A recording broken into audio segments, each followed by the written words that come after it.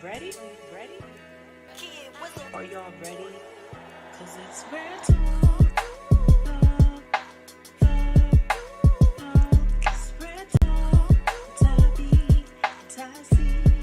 Hey, it's real talk. Rare, authentic, real experiences. Welcome, welcome, welcome. We are here with another fabulous episode of It's Rare Rare Talk. talk. Hey Yes, y'all. indeed. So we are here with co-host, Tabby. and I'm Ty C. So I am excited. We are excited, cousin. I'm going to let you introduce our special guest on today. Yes, y'all. So thank you all that are on. Listen, I don't usually do this because my mind don't be on it, but I'm going to tell y'all tonight. Y'all want to share this. You want to get your cousins, you want to get your brothers, sisters, get everybody on here tonight because we have such a special guest.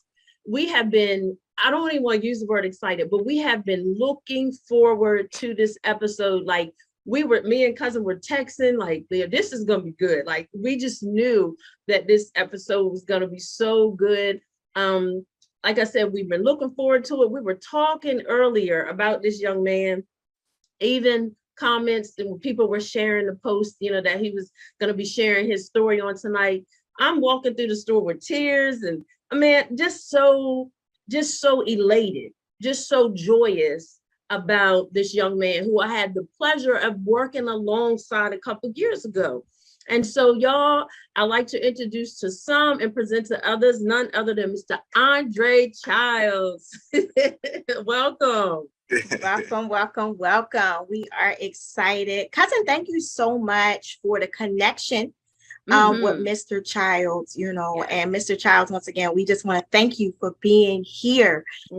Cousin is exactly right. When I think about the topic that we're actually going to be talking about tonight, like there's a lot of different pandemics that's going on in the world today, but addiction has been a national problem for a long time. Yeah. COVID came in and COVID made its name great and as far as like the headlines on television and media and all of that. But addiction has been, listen here, an issue for a long, long time. It has affected so many different families in so many different ways. And so just to know that Mr. Childs, you have celebrated 5 years in recovery melts my heart. And I have to be perfectly honest with you. This subject area right here is very dear to me. And it's very dear to me, not that I have actually experienced it personally, but coming from a job of 7.5 years of working with individuals who have been battling this for years. I always took my job very seriously. Right. And so to be able to talk about this matter tonight on It's Rare Talk, listen here, I am elated. I am excited. I am excited to hear your story. I love what God is doing in your life right now, right? And so, cousin, I know that, you have this thing where you talk about, we see a person's now, right? But every now has a then. And so Mr. Childs is here with us today to take us back to his then. And so I'm excited for his transparency. I'm excited for the support that he has had along the way. Andre, that's absolutely amazing. But once again, I'm excited that he made it out, cousin. And I'm glad that you two have an awesome connection. Yes. And once again, just excited to have him on the show. Yes. So welcome, Mr. Childs. Thank you. So we're going to ask that you would take us back to wherever, if you want to do the childhood or teens. Tell us how you were as a kid, if you were quiet, rambunctious, whatever. Give us a little background. Yeah, as a child, I very athletic, played sports, basketball, football, ran track, and wasn't quiet. I definitely talked a lot. But like I was thinking about it, back from 8 to 14, I was like my life was very good, playing sports, getting good grades, going to school, just doing everything I was supposed to do. And I felt like when I got to, even through high school, you know, 9th, 10th grade, 11th grade, I was real little. So like I just kind of stayed to myself a lot. Yeah. Played sports, stayed to myself because my sister, you know, she graduated in 2004, went to Hampton University, was always making honor roll, dean's list. Like, so I felt like, man, I have to stay on top of myself because like, you know, she out here like doing her thing, and things didn't end up that way. And sometimes I sit back and I ask myself, you know, maybe I didn't feel like I was good enough. You know what I'm saying? And that's maybe what transpired to send me in the wrong direction. So, you know, my childhood as a young child, everything was fine. My teenage years is when things started to take a turn. Okay. So how about senior year? Did you graduate or I graduated high school, you know, played varsity football, running back, defensive back, played basketball, and I even went to a JUCO college in Oklahoma for 2 years. And I feel like that is when I realized that maybe I might have an addiction problem. I didn't know nothing about addiction, narcotics, Alcoholics Anonymous, but I was in school and I was out like partying. You know what teenagers do, young kids do. You go to college, you party, you get up, you go to class. Well, the difference was I was partying and everybody else was getting up and going to class and I wasn't. Okay. I'm saying, so after being out there for a year and a half, I came back home to Claymont, Delaware, and that was in 2011. And that's really when I had like dibble and dabble, you know, smoking, drinking, doing some pills here and there. But when I came back from college is when my addiction really took off. Yeah. So it went to a whole nother level. Was it because you just had idle time? Do you feel like, so you didn't finish? You went to JUCO for a year and a half, but you didn't finish. You came back. So when you got back, did you feel like, man, what do I do now? Like, what do you think your mindset was at to cause, like you said, the dibbling and dabbling to go haywire, out of control? You know, a lot of the people I graduated with and family members, everybody went to college, graduated, you know, got a degree, or if not got a degree, like had a career. And I felt like I came back to my hometown and I just was in the mindset as like, what's next? Yeah. And a lot of the people that I hung around were, you know, they would have a job, but they also was, you know, in the streets selling drugs and getting high. And, you know, they say, you are who you hang around. If you hang around 9 people that's doing drugs and selling drugs, and you the 10th person, it's probably what you're going to end up doing. And that's just where it started. I would work here and there, but a lot of my homeboys from back home, man, like they got high. And I feel like me, I take things to the extreme. You know what I'm saying? Once I started, it was all she wrote. And like I said, when we get to like now, you know, because you know, once you get into a program, Narcotics Anonymous, you start to do like step work and like answer about yourself. Because back then I didn't know my reason of why I chose to pick up drugs. You know, I also didn't know I was a drug addict. So if I knew now what I knew back then, I mean, I don't know if I would have, but I'm grateful that I went through what I went through because it made me who I am today. Absolutely. I love that. You just said a lot. Right there in what you just said. Like, you said, I didn't know I was an addict. Because a lot of times when we in the midst of something, it's a couple of things: denial, or not just wanting to associate ourselves with something that has such a strong, you know what I mean, look to it, you know. But you said, I didn't realize I was an addict, you know. So let me ask you a question. If you don't mind sharing, what was your gateway drug? What was that first drug that led? Because you said, listen, I take things to the extreme, right? And I've heard a lot of people saying that from working in this field, you know, with other individuals. I've heard that, you know. So what was that first drug that took you into that place of, my God? Yeah. All right. So the first drug I ever did, right? Marijuana, smoking weed, drinking. But I would do, Xanax or perks here and there. But the first time I did opiates, like I sniffed a bag of dope, it gave me a whole different feeling. And I feel like from the first time I touched that drug is when I said to myself, like, this can get dangerous very quick. But in my mind, right, I'm telling myself that like I'm not like these addicts that walk around here and can't work and don't have no money and don't care about how they dress. I was telling myself like that's not me. So if I want to do this, I'll be able to do this and live a normal life. It didn't work out that way. Yeah. I was going to ask you exactly what we think so much alike, but on to the next question. So were you able to keep it from your family, or when did they find out? So for a while, I hid it from my family, but like my mom is, I'm a mama's boy. That's my dog, that's my rider, that's my my best friend. And I would come in the house some nights and she would see me and she would ask me like, what's wrong with you? I'm just tired. And but my drug use progressed from sniffing dope to like using needles. I shared about this on my anniversary. One specific time, man, I had left some needles in my closet.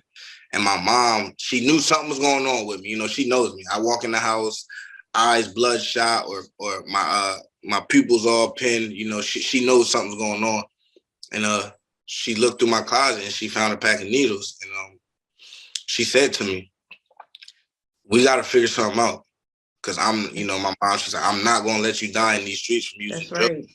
And it got to a point though that like even when my mom knew and my dad knew and my sister knew, like it didn't matter because now I'm all in. You know what I'm saying? No matter who knows, no matter what people think, I don't care about keeping a job. I don't care what my family thinks. Like I'm in the midst of active addiction. Like I'm all in. Yeah. So it doesn't matter to me. Family events, going to birthday parties, Thanksgiving, Christmas. I'm going in there high at the table, nodding out, falling asleep, and just not caring. So let's talk about that right there, cousin. I want to, because I feel like a lot of times, and after having conversations with different parents of individuals who are active in addiction or struggling with addiction, sometimes if you have never walked that pathway, you don't know what to expect. You don't know what to think. You know what I mean? All you know is that you see your loved one in a situation that's not good, right? Yeah. And so I heard him say, listen, at that point in my life, all I cared about was my addiction, right? And it's because that disease takes over, right? And so that person that they actually seen come into the dinner table and things like that, it was taken over by a different force. Yeah. Yes. Right. And that thing, I heard what you say. You was like, in the beginning, when I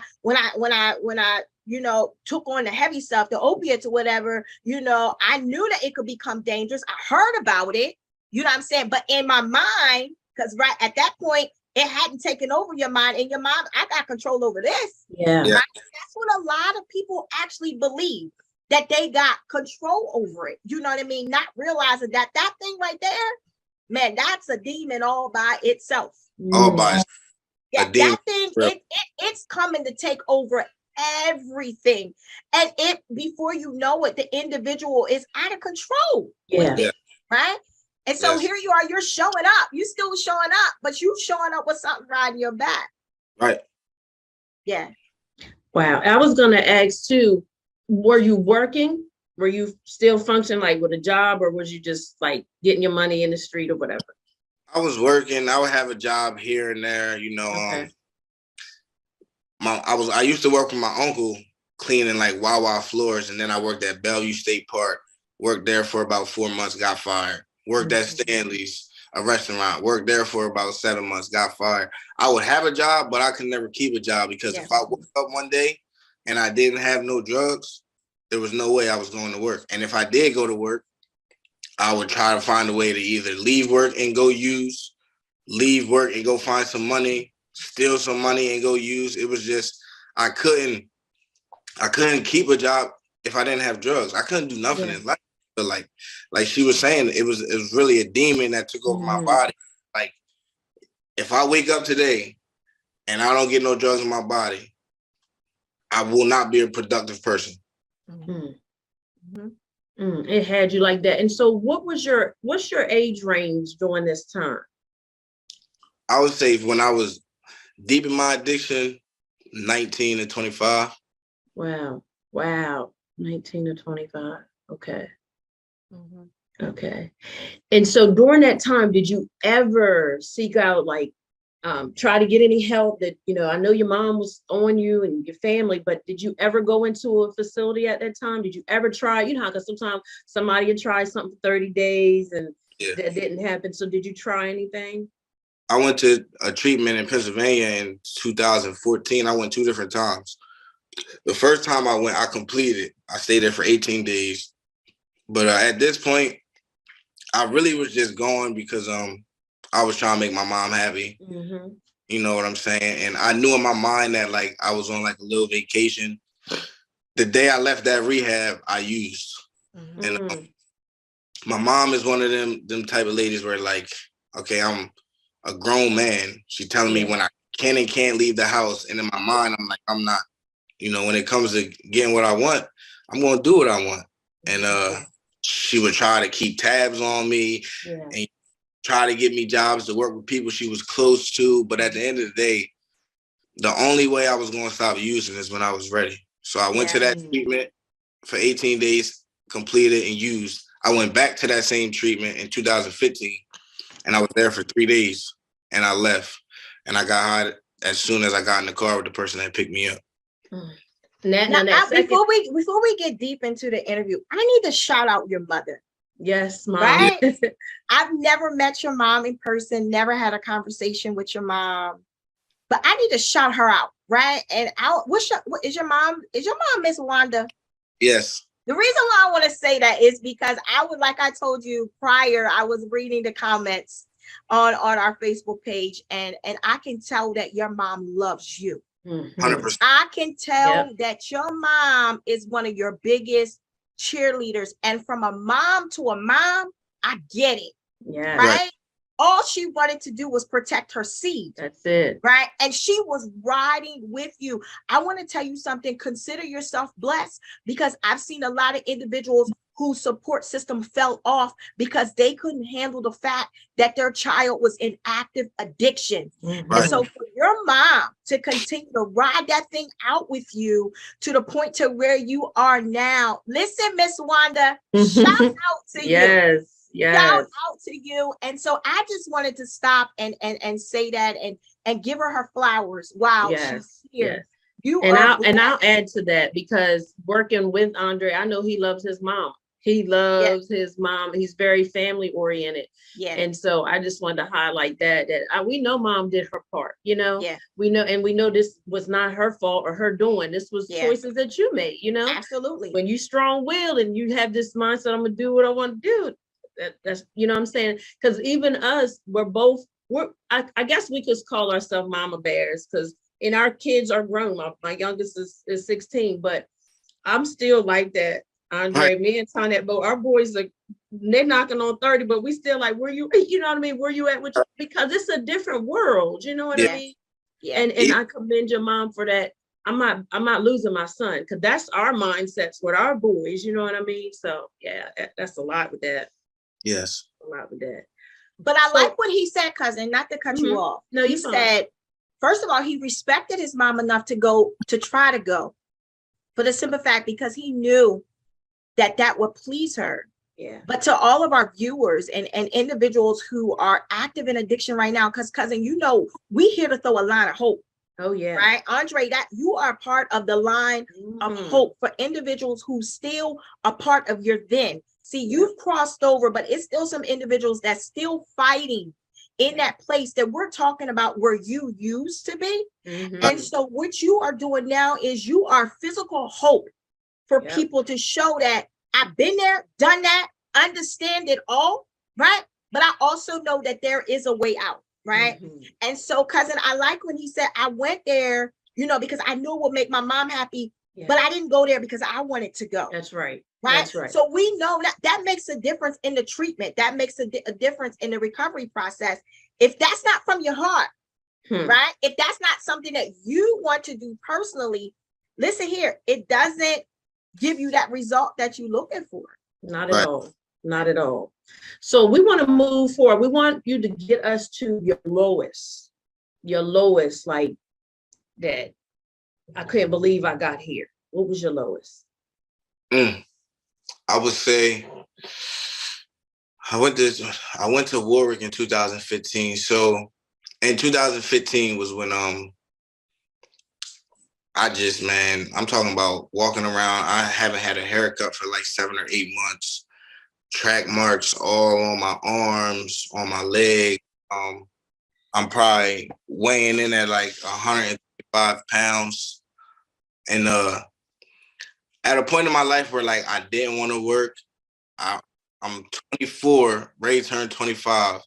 And like I'm calling my mom at nighttime, asking her, can she stop at McDonald's and get me a double cheeseburger from McDonald's? Like I'm a grown man with no money in my pocket, not eating, not caring what I look like. If I wanted to go get a haircut, I have to call my dad and try to get some money. I was hopeless. Like I'm talking about down bad, man. And at that time and point, like I didn't really have no hope. Like if I'm being honest, it was times when like I would stick a needle in my arm and like I would hope, maybe maybe this will be it, because I'm tired of suffering and I don't know how to get clean. I went to treatment, that didn't work, and I was okay at 24 years old. That like, man, I'll probably die before I'm 25 as a drug addict, and I'm all right with that. But in all reality, I really wasn't okay with that. I was just so far gone in active addiction that I just didn't want to live no more. Jesus. Jesus. The battle became that severe. Yeah. And I believe what you are saying, you gotta excuse me, because man, this topic makes me emotional, because I want to see people win. I want to see people free, and I want to see people healed. And I believe what you just said is what a lot of people feel on the inside. Yeah. You're speaking, you are able to verbalize now what so many people really want to say. Yes. Right? But you said, I'm saying this, but this is not, there's another part of me saying that I do want to live, but I can't kick this thing. Yeah. This thing is too heavy. This thing has overtaken me.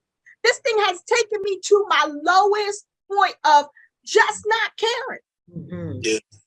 Right? And so here we are. That is a very low point. Yeah. Yeah.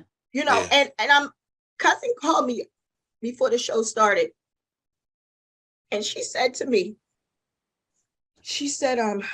I'm going to wear a shirt that speaks something inspirational, because when I think of this young man,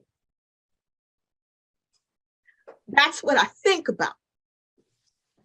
And I said to her, there's a call on his life. Yes. And we're talking about right now where you were at your lowest point. We come to encourage somebody on the day. That's good. You said I was at my lowest point where you say I'm done. Right? Cousin's shirt says, long story short. God saved my life. God saved my life. Yeah. I have many inspirational shirts. But when I was thinking about what shirt I was going to wear on the show, when I was thinking about the show all day long, if I could show you the dialogue between me and my cousin texting about this show, all I could think about was this word right here for your life. Purpose. Yes. Purpose. Yes. Your life is purposed. Yes. That's what your mind was saying, but God had another plan for your life. And so here we are at this point right here, and you're saying, I don't want to. What was the turning point? Where did this shift come in at? I was sitting in my kitchen with my mom and my sister on Easter 2015. And we had Easter dinner, just me, my mom, my sister, and my nephew. And I remember, man, my sister sitting at the table, like she's also one. You know, my mom, my whole family supports me very. But this particular moment, it was me, my mom, and my sister sitting in my mom's kitchen, and I just remember like my sister just crying and asking me like, "Why can't you stop?" She's like, "I don't understand. Why do you have to live like this? Like, why can't you do something different? You've been to treatment, it hasn't worked. We try to come up with these ideas, like nothing's working. Like, I don't want to lose you. I don't want you to die in the streets, but like, why can't you stop?" And at that point, I didn't think she really understood how deep this active addiction was for me. But I just remember seeing my mom and my sister's face, man, in 2015, and I said to myself, I gotta give myself a chance. I had this therapist that I talked to, you know, and I'm always been the type of guy, man. Like, I'm always honest. I'm always open about what I'm going through and what's going on. And she found that treatment facility, Warwick Manor. I can honestly say, even when I went there, right, when I left there, I didn't stay clean right away, but I didn't go back home. You know, I went to that treatment facility. It was about a couple of days before I was ready to leave. And I just told my counselor, man, if I go back home where I'm comfortable, I'm going to put myself with people. I'm going to put myself in the same neighborhood. I know where to go. I can walk there. I don't need a phone. I'm not going to stay clean, and I'm going to end up dying.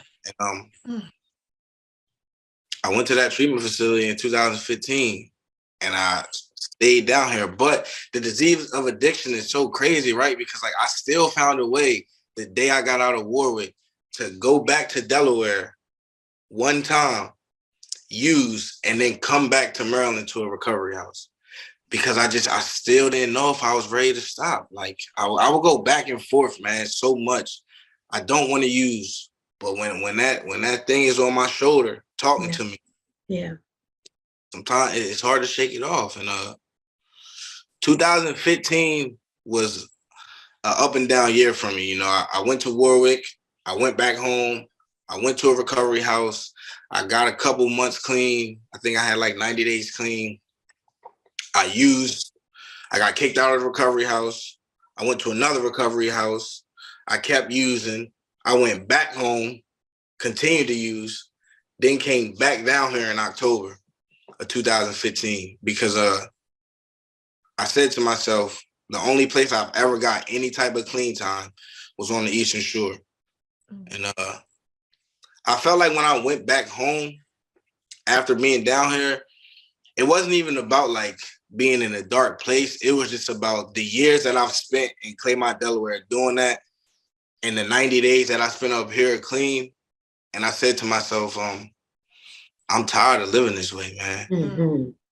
Like, I'm just tired, you know, and now I'm going to go down there and give it 100% shot. You know what I'm saying? I'm going to give my all. I'm going to take some suggestions. I'm going to get a sponsor. I'm going to do step work. I'm going to find some people who really, you know, got some clean time and are really trying to live a new way of life and be productive members of society. And that's what I did. And, you know, my story, relapse is a part of my story, right? Like I had years clean from October 2015 to October 2017, and then I relapsed after having 2 years clean. And even just sitting here thinking about that, man, like I know what I did wrong. I know what happened, because it wasn't like I wasn't happy, you know? Yeah. Those 2 years was the best 2 years of my life. But for me, when I started dealing with somebody back home, and I like kind of like disconnected myself from the program of Narcotics Anonymous, from my the people in my recovery house, my sponsor, my sponsees, and I started hanging back around with the same dudes I hung with when I was in active addiction. But I thought I was okay because I had 2 years clean. And let me tell you something. Listening to you makes me think about how powerful the mind is, right? But then you still had the drugs that's affecting the mindset all the more. You know, they always say a mind is a terrible thing to waste, but the mind is very powerful. That mind have us doing all kind of stuff. But I commend you sharing that part, because a lot of times you know, we can miss detail, and you just shared some detail right there. And like cousin said, we just appreciate your transparency so much. And we definitely believe that you're helping some people. I want to share something with you that I realized about the word recovery, because we hear it, but a lot of times people just think what people have their own, you know, definition of what recovery is. But this is what I found out about recovery. It's about the get back. That's in Latin, that's what it is. It's get back. It's getting back and getting back what we lost. Now, my struggles weren't your struggles. I don't have your story, but I definitely had some things that I had to recover from. So I had to get myself back together, my mind, you know, healing, all that stuff. Everybody has a different journey, and this one just happened to be yours. But I think about how, you know, you persevered, you know, even when you didn't know what that was going to look like, you know, and you could have just quit and gave in. But, and as cousin said earlier, God had a plan. Even when you thought that needle, one of them last needles was going to be it, God said, not so. See, when he has a plan, it doesn't even matter what the enemy does. It won't work. It'll form. It might even manifest, but it doesn't mean it's when God has when you're sealed, like when you're chosen for such a time as this, the enemy he can only do so much. But just the fact that you kept persevering, and guess what? God knew all along that heart. He knew your mind was doing its own thing, but he knew deep down you really didn't want to die. Like you thought you did, but inside you really didn't want to go out like that. Nah, you didn't want to go out like that. And so I'm just so grateful to God that I was able to, you know, work alongside you. So we're gonna move into, you know. Hold on 1 second, cousin. I just want to share one. I listened because words mattered. Yes. I listened to him say, I went to rehab because of my mom. Mm-hmm. And then I got to a low place. And then I heard my mom and my sister. I heard. Then I heard him say he got to talk with himself. Yes. Mm-hmm. I'm tired of this. Yes. Mm-hmm. For all those that are watching and viewing and want out, you got to have a conversation with yourself and mean it. I heard him say, I want out. Mm-hmm. And then he started to seek out places of his. See, once you have that mindset, once he was ready to shift, didn't say the opposition wasn't going to come, right? But he was ready to shift. And then I heard him say he went, and then he realized he couldn't go back. To the same. He was able to identify some triggers, yes. some red flags. I can't go back home. If that place is not safe for me. It's true that you really do have to change people. You do, places and things. Yeah. It's necessary for survival. Very. Right? He wasn't strong enough to go back to those places yet. And now he's starting to admit some things to himself. Mm-hmm. Now he's realizing he's now talking to the man who he sees in the mirror. Yeah. Right? And now we're starting to see results. Yes. Did he fall? Yeah, he fell. Mm-hmm. But he was able to say, okay, wait, I see why that happened. No longer making excuses. That's right. All right. But so he was trying to find solutions then. That's basically, it was the like mindset has shifted. That's right. You got to shift the mindset. It's important to shift the mindset. Yep. Right? Until you shift your mindset, it don't matter what nobody say. Mm-hmm. That's it. And also another thing is the shifting of the mindset allowed room for God to move. Yeah. See, I believe there's a lot of people that addiction, and Andre, you can, you know, comment on it. There's a lot of people that addiction has took out of here. Oh, yes. Yeah. A lot of individuals have died, unfortunately, from overdose. Mm-hmm. It's happened. It's true. I believe God had a plan for all of their lives. That's right. Come on now. There's a plan for everybody's life. But listen, he can't work where we don't give him room to work. Mm-hmm. When you shifted your mindset, because what you don't understand is, listen here, there was a word that was spoken over your life. Yes. And I'm assuming from reading a message, right? The mom commented and said, I'm so proud of you, son. And then there was a pastor who commented last night. I'm reading these text messages, and I'm telling you right now, Andre, my spirit was jumping. Yes. There was a pastor who then commented and said that she was proud of you. I don't know this pastor. She said that she was proud of you And she said that the Lord is going to do great things in your life. And she told your mother that she was proud of you and she hasn't seen nothing yet. Your mom came back and spoke the words that you spoke over his life. Yes. I need you to hear what I'm saying. This is why I know you have purpose. This is why I know God saved your life. There were some words that were spoken over your life. Your mother said the words that were spoken over your life helped her during the most difficult times of your life. There was a word, right? And so what happened is when your mind shifted, now you have given God room to work. Yes.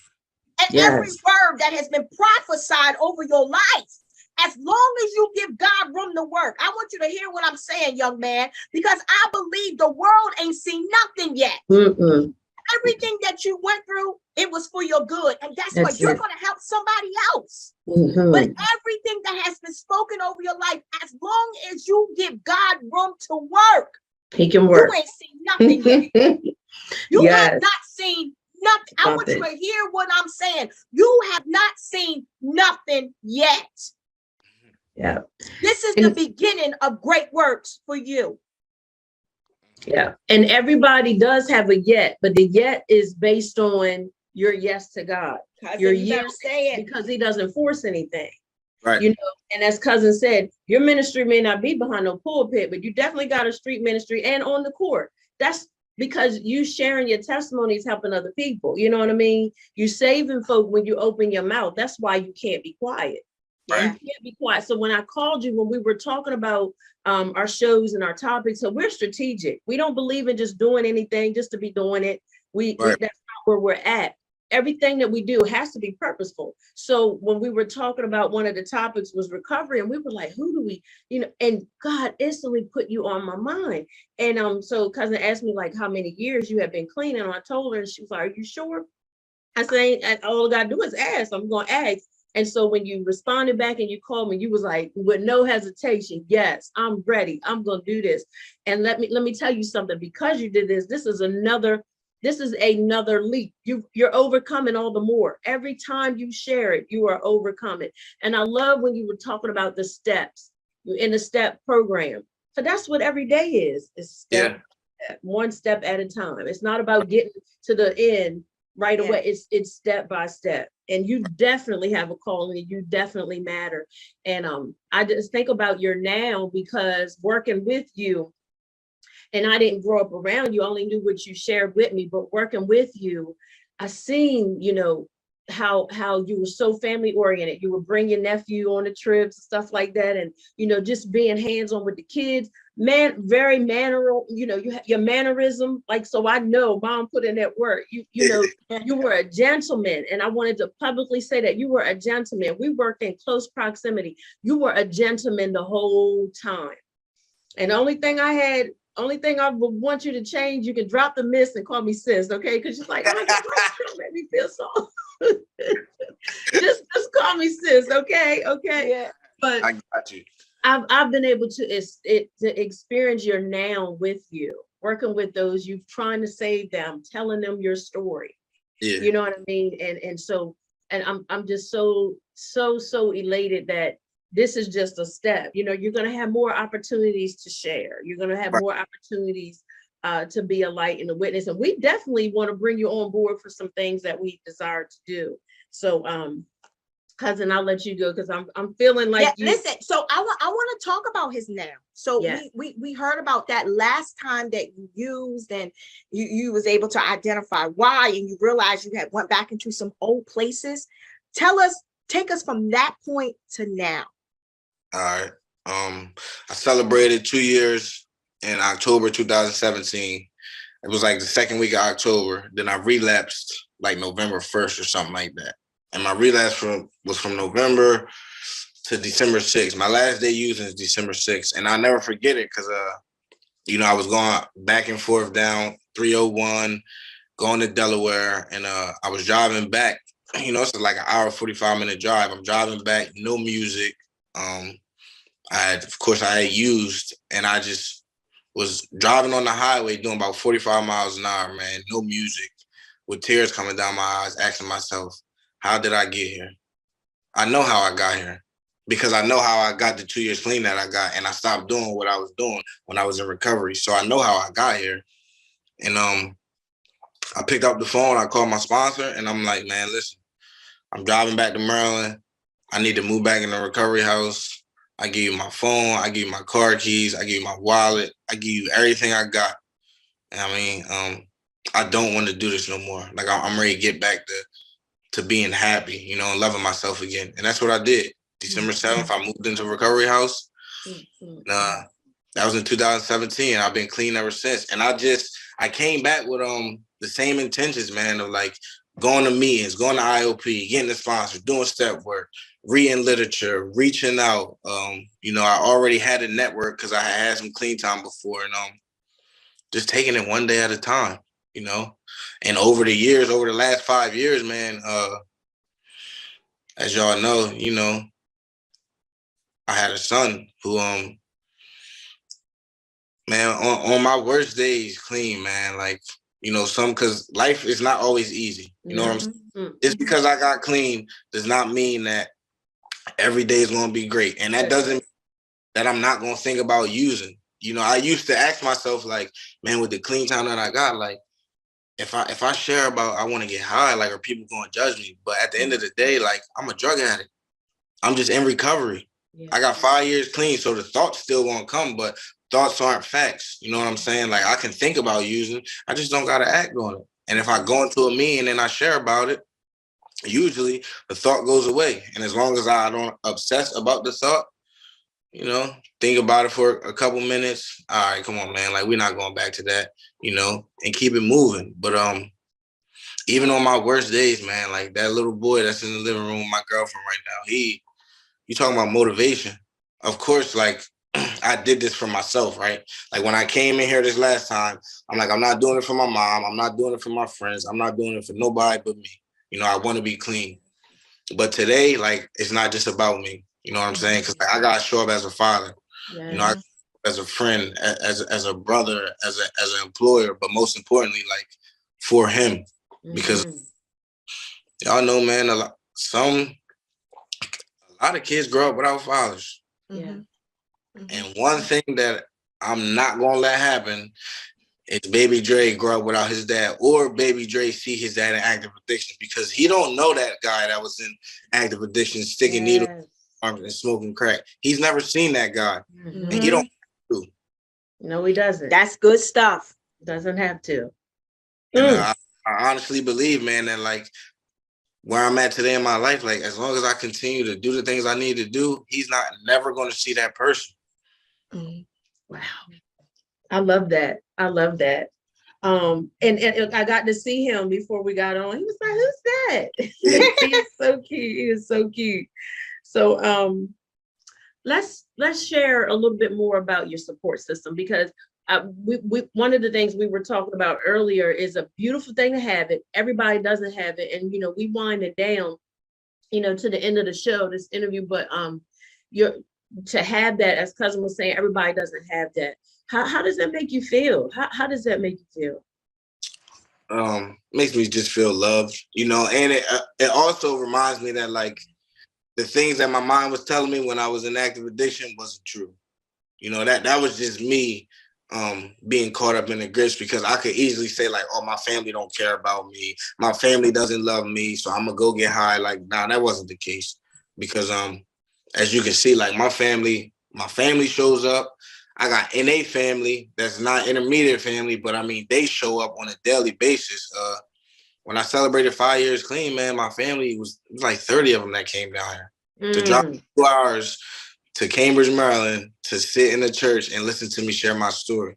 Wow. And I truly believe that if it wasn't for my Narcotics Anonymous network, man, like, the guys in my network who I can get vulnerable with, it's been multiple dudes that I'm talking about, I've like real tears cried on their shoulders, or vice versa. And, you know, as men growing up or coming in Narcotics Anonymous, we got this mask on that, like, oh, we can't get vulnerable with another dude. We can't cry to, you know, they'll think we're soft, but like all that, for me, that was just a mask, man. Today, like, all my homeboys in Narcotics Anonymous to tell you that I go in the meeting, I share with them, I share in the meeting, I cry on their shoulders, I cry in the meeting, because like at the end of the day, I'm willing to do whatever it takes to get another day clean. Yeah. Yeah. Yeah. One day at a time, man. That's all we're required to do. That's it. When we try to live more than one day at a time, that's too much. Yeah. That's all. It's too weighty. It's too heavy. Even for those who are not struggling with addiction, all we are required to do is live one day at a time. That's it. One day at a time. And so just know, we encourage all of our listeners, just know if you have that support system, reach out to them. You know what I mean? You don't have to be islands. Yeah. I said, pick the phone up, call somebody. Exactly. You know, a lot of times people suffer in silence by choice, or pride gets in the way. And I'm glad that you even shared about, men can cry, because when you don't shed tears, that keeps you prideful. But God is closest to those that are of a contrite spirit, a broken heart. That's what God, because that's saying, okay, I can get in. It's like breaking up that fallow ground of the heart. God can really get in. And that's all he wants. That's what he wants for all of us, just to be able to come in and love on us and show us that we have purpose. He has need of us. And so we're so, again, elated that you shared this time with us, and all those that, are on here. Anything you want to say that we didn't add, anything you want to share to any of those that are listening right now, or may come back and see this later? Anything you want to say, you have that liberty to do so. Just want to let everybody know it's possible, man. I say that because when I was in my active addiction, I didn't think I could get a day clean. And like today, I sit here with 5 years. So if I can do it, anybody can. You just gotta open up. You gotta get vulnerable. You gotta call somebody. You gotta ask for help. Because the longer you stay quiet, the worse it's gonna get. And I'm saying that with experience, because there were so many times, man, where I wanted to reach out for help, or I wanted to cry out for help, but I didn't want to be judged, or I didn't want to be called a dope fiend or a crackhead or a junkie. But at the end of the day, like, my pride was getting in the way. Because if I would have reached out earlier, thankfully, I'm glad I went through what I went through. But because like you said, there's a lot of people out here dying who didn't reach out. I don't know, I'm ready to bring my son in here real quick. Okay. I want you to bring your son in. And I want to share this with you before you go get your son. I heard you say, I'm just a drug addict in recovery. Right? That's not who you are. Yeah. I want you to hear what I'm saying. That's not who you are. That's who you used to be. Right.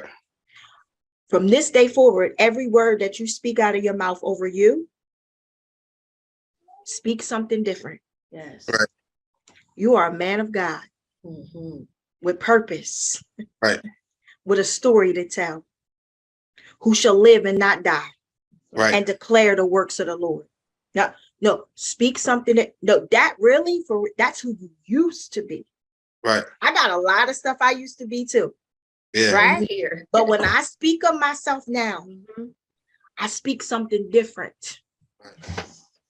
And so that's what I want you to do. I'm excited for your future. I'm happy for you. Yes. I'm happy for you. I'm proud of you. Thank you. I know this won't be the last time that I hear your name. No. But let us see who makes you proud. Let us see. This is awesome. This was awesome. Let us see.